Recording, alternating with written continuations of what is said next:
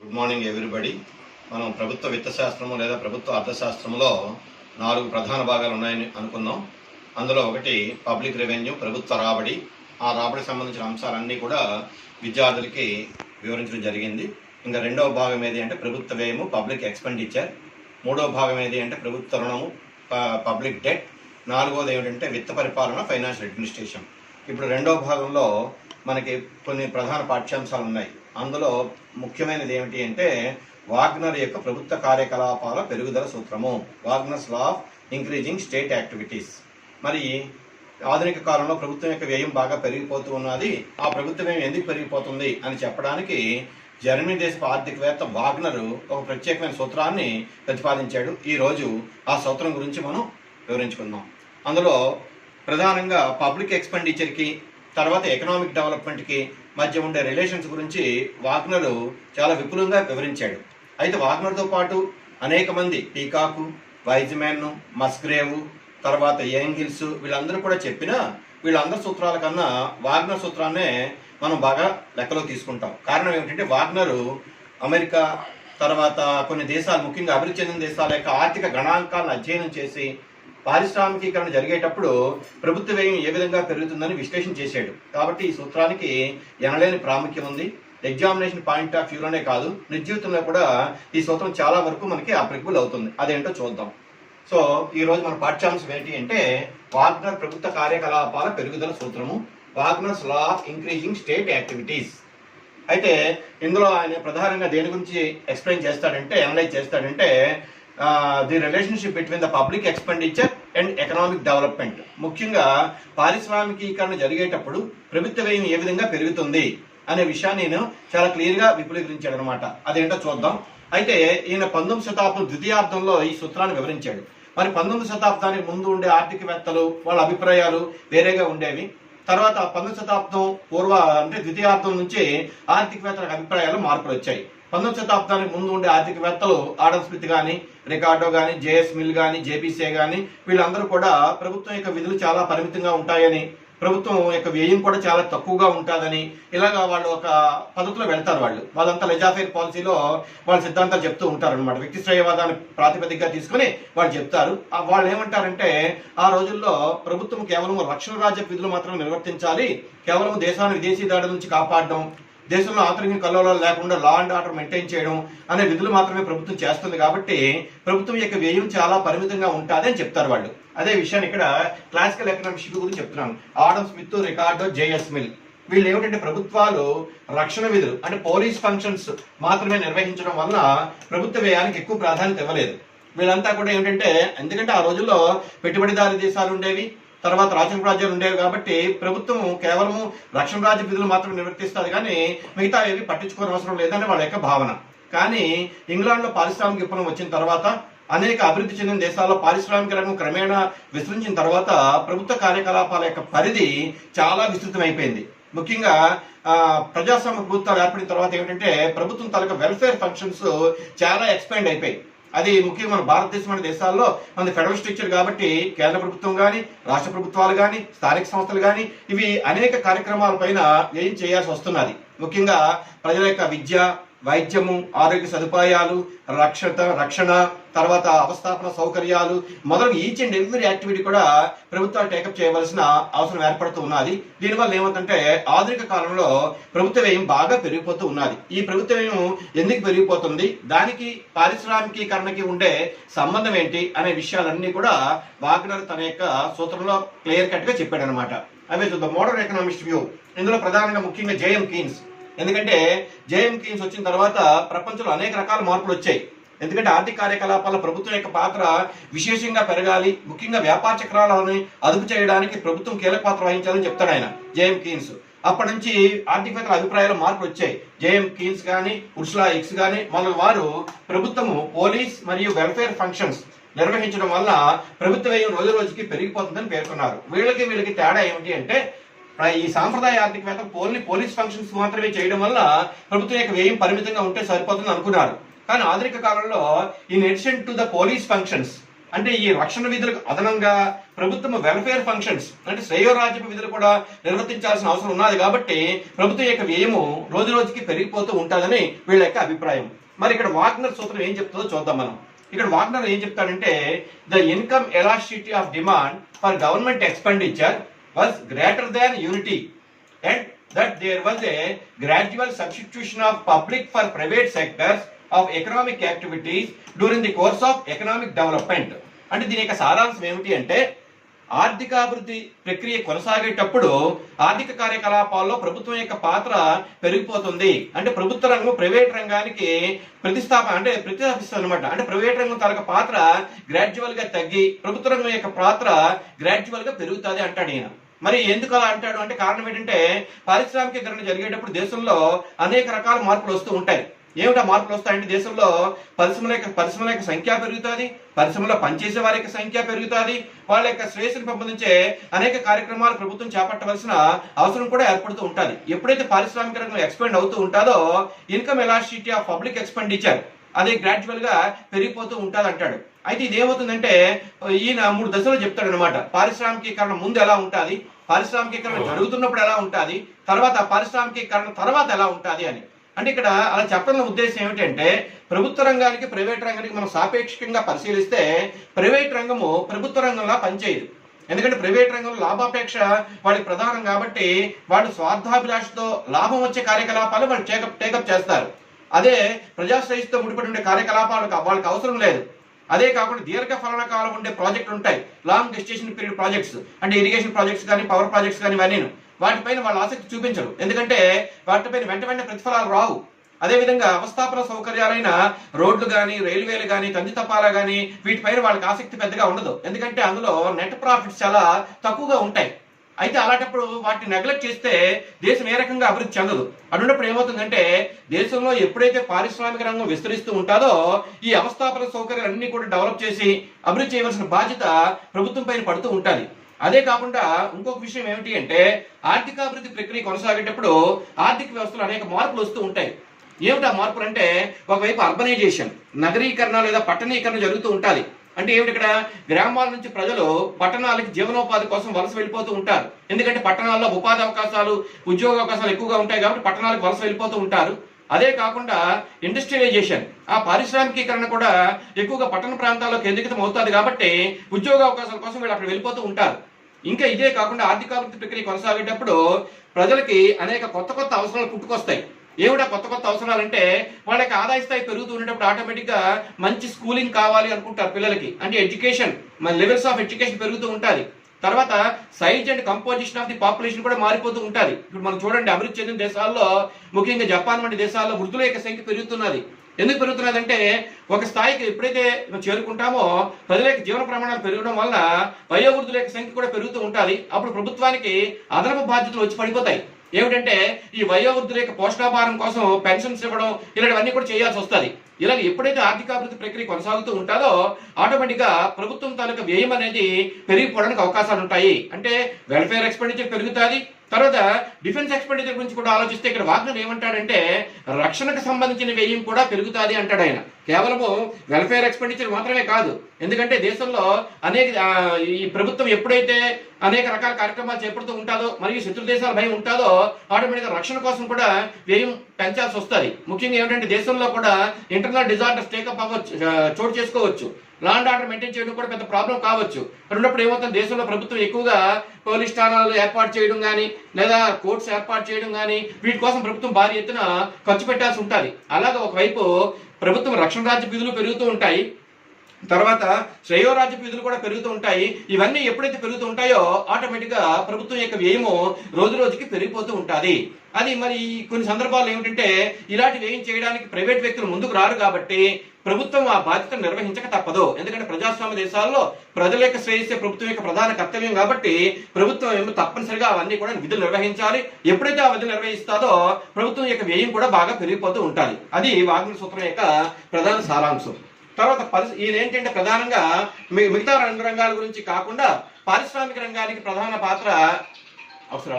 ఈ పరిశ్రమలకు సంబంధించినంత వరకు ఆర్థిక అభివృద్ధిని వాగ్నర్ 3 దశలుగా విభజిస్తాడు. అయితే ఇక్కడ ఏమిటంటే ఈయన పారిశ్రామిక విప్లవం వచ్చిన తర్వాత తన విశ్లేషణ చేశాడు కాబట్టి అప్పుడు వ్యవసాయ రంగము లేదా సేవా రంగం గురించి ఏమి పెద్దగా ప్రస్తావించడం లేదు ఆయన. పారిశ్రామిక రంగం అంటే పారిశ్రామికీకరణ ప్రక్రియ కొనసాగేటప్పుడు ప్రభుత్వం యొక్క పాత్ర ఎలా పెరుగుతుంది, ప్రభుత్వ వ్యయం ఎలా పెరిగిపోతున్న విషయాన్ని ఈయన విశ్లేషణ చేస్తాడు. అదే చూద్దాం. ఫస్ట్ స్టేజ్ ఏమిటంటే పారిశ్రామికీకరణకు ముందు దశ. దీన్నే ప్రీ ఇండస్ట్రియలైజేషన్ పీరియడ్ అంటారు. ప్రీ ఇండస్ట్రియలైజేషన్ పీరియడ్ పారిశ్రామికీకరణకు ముందు దశ. ఇందులో ఏమవుతుంది, ప్రభుత్వ కార్యకలాపాల వ్యాకోచత్వము 1 కన్నా తక్కువగా ఉంటుంది అన్నాడు. అంటే అది income elasticity of demand for government expenditure is less than 1 అంటాడు ఈయన. అంటే ప్రభుత్వం యొక్క కార్యకలాపాల వ్యాకోచత్వం 1 కన్నా తక్కువగా ఉంటుంది అంటాడు. ఎందుకంటే పారిశ్రామిక రంగం పెద్దగా అభివృద్ధి చెంది ఉండదు కాబట్టి ఎక్కువగా ప్రజలు వ్యవసాయ రంగంపై ఆధారపడడం ఇలా జరగడం వల్ల ఏమవుతుందంటే ప్రభుత్వం తనకు వ్యయం కూడా తక్కువగానే ఉంటుంది, ప్రభుత్వ కార్యకలాపాల యొక్క పరిధి కూడా తక్కువగా ఉంటుంది. అదే విషయం చూద్దాం. In this period the importance of the private sector is more and the government activities are limited only to the traditional functions of the defense, police and justice. So during this period ప్రభుత్వం ఏంటంటే కేవలం defence function కే పెద్దగా పరిమితమై ఉంటుంది. ఎందుకంటే ప్రధానంగా ఏమిటా defence functions, దేశంలో పోలీసు వ్యవస్థను మెయింటైన్ చేయడం, లా అండ్ ఆర్డర్ మెయింటైన్ చేయడం, తర్వాత ఎక్స్టర్నల్ అగ్రెషన్ నుంచి తప్పించుకోవడానికి సైన్యాన్ని మెయింటైన్ చేయడం, అలాంటి విధులు మాత్రమే చేస్తుంది కానీ పెద్దగా పట్టించుకోదు. మరి ఈ దశలో ప్రభుత్వ రంగం కన్నా ప్రైవేట్ రంగం యొక్క పాత్ర చాలా ఎక్కువగా ఉంటుంది. అంటే ఆర్థిక కార్యకలాపాల నిర్వహణ అంతా కూడా ప్రైవేట్ రంగమే చేస్తూ ఉంటుంది. కాబట్టి ఈ దశలో ఏమిటంటే ప్రభుత్వ కార్యకలాపాల యొక్క పరిధి తక్కువగా ఉంటుంది, ప్రభుత్వ వ్యయం కూడా తక్కువగా ఉంటుంది. అది వాగ్నర్ తాలూకా అభిప్రాయం. That is pre industrialization period. ఇంకా రెండవ దశ వద్దాం. పారిశ్రామికీకరణ జరుగుతున్న కాలం. పారిశ్రామికీకరణ జరుగుతున్న కాలంలో this is during industrialization period. అంటే పారిశ్రామికీకరణ జరిగేటప్పుడు చాలా మార్పులు వస్తూ ఉంటాయి. ఏమిటా మార్పులు వస్తూ ఉంటాయంటే దేశంలో పరిశ్రమల యొక్క సంఖ్య పెరుగుతూ ఉంటుంది. గ్రామీణ ప్రాంత ప్రజలు జీవనోపాధి కోసం పట్ట ప్రాంతాలకి వలస వెళ్ళిపోతూ ఉంటారు. ప్రజల యొక్క తలసరాదాయాలు క్రమేణా పెరుగుతూ ఉంటాయి. తర్వాత ప్రజలు అనేక కొత్త వాటి డిమాండ్ చేయడం మొదలు పెడతారు. ఎందుకంటే వాళ్ళు ఎప్పుడైతే ఆదాయ స్థాయి పెరుగుతూ ఉంటుందో ఆటోమేటిక్ గా ఇంకా విద్యా సౌకర్యాలు పెరగాలి, వైద్య సదుపాయాలు పెరగాలి, ఇవన్నీ వాళ్ళు కోరుకుంటూ ఉంటారు. అనేటప్పుడు ఏమవుతుందంటే వాటన్నిటిని తీర్చడానికి ప్రభుత్వం భారీ ఎత్తున ఖర్చు పెట్టాల్సిన అవసరం ఏర్పడుతుంది అనమాట. అది ఈ pre industrial during industrialization period. So ఇక్కడికి తేడా ఏమిటి అంటే ఈ దశలో ప్రైవేట్ రంగం తాలూకు పాత్ర ఎక్కువగా ఉంటుంది, ప్రభుత్వం కేవలము రక్షణ రాజ్య విధులకు మాత్రమే పరిమితమై ఉంటుంది. కానీ ఈ స్టేజ్కి వచ్చేసరికి ఏమవుతుందంటే ప్రభుత్వం యొక్క పాత్ర బాగా ఎక్స్పాండ్ అవుతుంది అనమాట. During this period, the income elasticity of demand for public expenditure is greater than 1. Income elasticity of demand for public expenditure is greater than 1. Here, the income elasticity of demand for public expenditure is less than 1. But here, the income elasticity of demand for public expenditure is greater than 1. అంటే 1 కన్నా ఎక్కువగా ఉంటుంది. అంటే అర్థం ఏంటి, ప్రభుత్వం బాగా భారీ ఎత్తున ఖర్చు పెట్టాల్సిన అగత్యం అనేది ఏర్పడుతుంది. అది ఎలాగో చూద్దాం. ప్రజల కనీస అవసరాలు తీరిన తర్వాత ఆదాయం పెరుగుతున్నప్పుడు ప్రభుత్వ సేవల అవసరం ఎక్కువగా ఉంటుంది.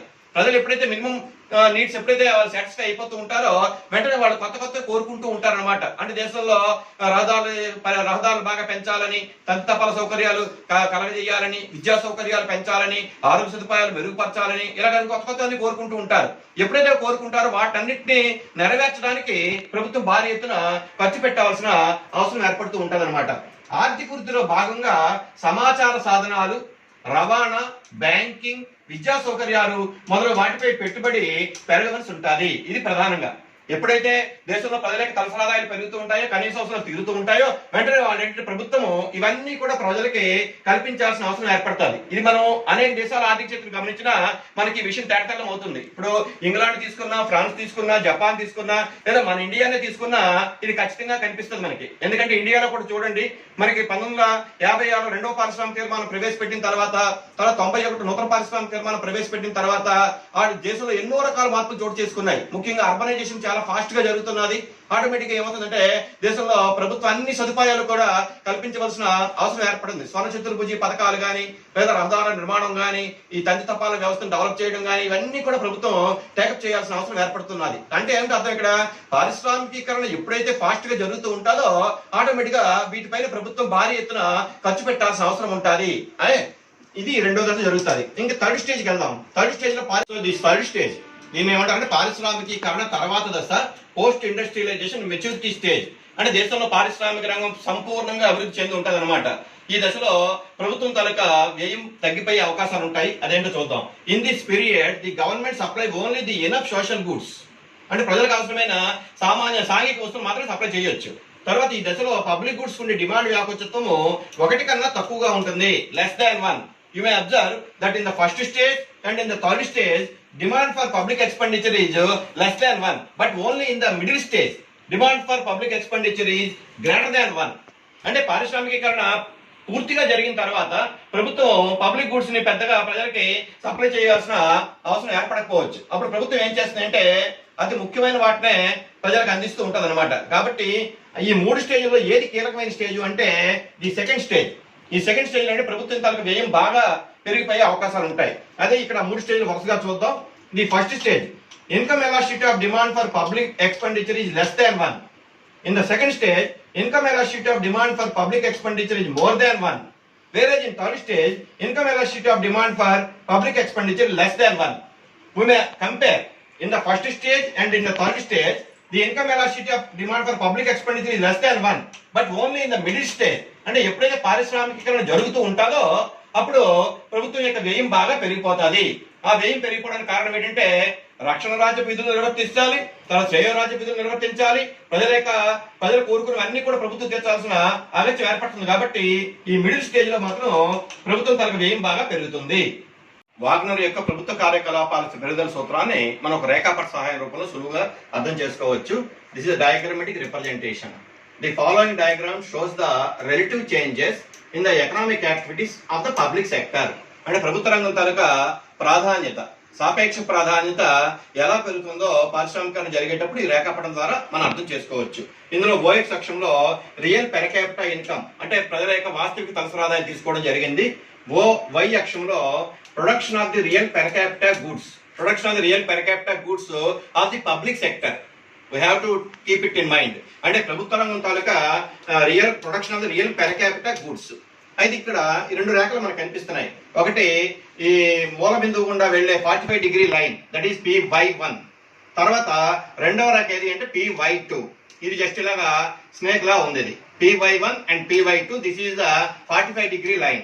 The 45 degree line shows, that is PY1 shows that the public sector production increases at a fixed proportion in the total production. అంటే ఏమిటి, మొత్తం ఉత్పత్తిలో ప్రభుత్వ రంగం తరగ ఉత్పత్తి అదే నిష్పత్తిలో పెరిగితే ఆ విషయాన్ని మనకి ఈ 45 డిగ్రీ లైన్ ద్వారా తెలుస్తుంది. అంటే ప్రజలకు తలసరి ఆదాయం పెరిగేటప్పుడు అదే నిష్పత్తిలో ప్రభుత్వ రంగం తాలూకా ఉత్పత్తి కూడా పెరిగితే ఆ విషయాన్ని మనం ఈ 45 డిగ్రీ లైన్ ద్వారా తెలుసుకోవచ్చు. But PY2, this line PY2 shows the relative expansion of the public sector. అంటే ప్రభుత్వ రంగం తాలూకా సాపేక్ష ప్రాధాన్యత ఎలా పెరుగుతుంది, అంటే మొత్తం ఉత్పత్తిలో ప్రభుత్వ రంగం తాలూకా ఉత్పత్తి ఎలా పెరుగుతుందనే విషయాన్ని మనకి సూచిస్తుంది. ఇందులో మనం there are 3 stages, A and B and C. There are 3 stages in this diagram. For example, in the first stage, this first stage అంటే ఇక్కడ నుంచి ఇంతవరకు మనం తీసుకుంటే అంటే during this reason, A reason లో ఏమైంది, ఇక్కడ ఈ ప్రభుత్వ రంగం తాలూకా అది ఈ PY2 రేఖ ఈ 45 డిగ్రీ లైన్ కన్నా కింద ఉంది. తర్వాత బి రీజన్ కి వచ్చేసరికి ఈ PY2 రేఖ PY1 రేఖ కన్నా పైన ఉంది. అలాగే సి రీజన్ దగ్గరికి వచ్చేసరికి PY2 రేఖ 45 డిగ్రీ లైన్ కన్నా కింద ఉంది. వాట్ ఇట్ మీన్స్ అంటే దాని అర్థం ఏంటి అంటే ఈ దశలో ప్రభుత్వ రంగం తాలూకా వ్యయము సాపేక్షకంగా ఎక్కువ అవుతుంది. ఎందుకు ఎక్కువ అవుతుంది అంటే ప్రభుత్వ రంగం ప్రజల యొక్క అవసరాలు తీర్చడానికి భారీ ఎత్తున ఖర్చు పెట్టాల్సిన అవసరం ఉంది కాబట్టి ఎక్కువగా ఉత్పత్తి చేయాలి. ఎక్కువగా ఉత్పత్తి చేయడం వల్ల ఏమిటంటే ఈ దశలో ఇక్కడ ఎక్కువగా ఉంటుంది. సో అదే ఇక్కడ చూపిస్తున్నాం. Region A, this is the pre industrialization period, అంటే పారిశ్రామికీకరణకు ముందు ఉన్న దశ. ఇక్కడ ఏమిటంటే ఇది ఈ 45 డిగ్రీ లైన్ కన్నా కింద ఉంటాయి PY2 రేఖ. తర్వాత region below during the industrialization period, అంటే పారిశ్రామికీకరణ జరిగేటప్పుడు ప్రభుత్వ రంగం యొక్క సాపేక్ష ప్రాధాన్యత పెరుగుతుంది. మొత్తం ఉత్పత్తిలో అంటే GNPలో ప్రైవేట్ రంగం కన్నా ప్రభుత్వ రంగం తన ఉత్పత్తి చాలా ఎక్కువగా ఉంటుంది. అంచేత ఏమిటంటే ఈ PY2 రేఖ ఇలా పైన ఉంటుంది. తర్వాత మూడో దశకు వచ్చేసరికి ప్రభుత్వ రంగం కేవలము ప్రజలకు అవసరమైన సోషల్ గుడ్స్ మాత్రమే ఉత్పత్తి చేస్తుంది. తన యొక్క విధులు బాగా పరిమితం చేసుకుంటుంది. దానివల్ల ప్రభుత్వం యొక్క వ్యయము తగ్గిపోతుంది. తగ్గిపోవడం వల్ల ఏమవుతుందంటే ఈ PY2 రేఖ కిందకు వచ్చేస్తుంది. So during the region C post industrialization period. So మన ఈ డయాగ్రామ్ లో 3 రీజన్స్ కూడా కనిపిస్తున్నాయి మనకి. ఏమిటంటే this is pre industrialization, this is during industrialization and this is the post industrialization period. ఈ విధంగా 3 దశల్ని కూడా మనం ఒకే డయాగ్రామ్ లో చూపించాడు మన వాగ్నర్. అయితే వాగ్నర్ సూత్రాన్ని కొంతమంది ఆర్థికవేత్తలు విమర్శిస్తూ వేరేగా చెప్పారు. అందులో ప్రధానంగా ఎవరంటే పీకాక్ అండ్ వైజ్మెన్. వాళ్ళిద్దరూ కూడా రకరకాలుగా చెప్తారు. డిస్ప్లేస్మెంట్ ఎఫెక్ట్ అని, కాన్సన్ట్రేషన్ ఎఫెక్ట్ అని, ఇన్స్పెక్షన్ ఎఫెక్ట్ అని ఆ విధంగా చెప్తారు. అలాగే ఆర్య మస్క్రేవ్ అనే ఆర్థికవేత్త కూడా మరొకలా చెప్తారు. ముఖ్యంగా పీకాక్ వైజ్మన్ ఏమంటారంటే వాగ్నర్ తన సూత్రాన్ని ప్రధానంగా ఆర్థిక కార్యకలాపాలకే పరిమితం చేసేది కానీ సామాజిక కార్యకలాపాల గురించి, రాజకీయ కార్యకలాపాల గురించి ఏ విధంగా ప్రస్తావించలేదు అని వాళ్ళు చిన్నగా విమర్శించారు. అవన్నీ కూడా మీకు రెండవ భాగంలో వివరిస్తాను. అంటే ఈ ప్రభుత్వ కార్యకలాపాల పెరుగుదల సూత్రం అనేది ఇవాళ మనం నేర్చుకున్నది ఏమిటంటే వాగ్నర్ తాలూకా అభిప్రాయాలు. అంటే వాగ్నర్ ఏ విధంగా చెప్పాడు అని. అంటే వాగ్నర్ ప్రధానంగా పారిశ్రామిక రంగాన్ని ప్రాతిపదికగా తీసుకొని పారిశ్రామికీకరణ ముందు ఏమవుతుంది, పారిశ్రామికీకరణ జరుగుతున్నప్పుడు ఎలా ఉంటుంది, పారిశ్రామికీకరణ తర్వాత ఎలా ఉంటుంది అనే విషయాన్ని వాగ్నర్ చెప్తే తర్వాత వచ్చిన ఆర్థికవేత్తలు పీకాక్ వైజ్మన్ వాళ్ళు మరొక రకంగా చెప్తారు. వాళ్ళు ఏమంటే యుద్ధ పరిస్థితులు ఏర్పడినప్పుడు కానీ, ఆర్థిక మాంద్య పరిస్థితులు ఏర్పడినప్పుడు కానీ, వ్యాపార చక్రాలు ఏర్పడినప్పుడు కానీ ప్రభుత్వం ఏం చేస్తుంది అలా విషయం వేరే కోణంలో చెప్తారు. అవన్నీ కూడా రెండో భాగంలో మీకు వివరించడం జరుగుతుంది.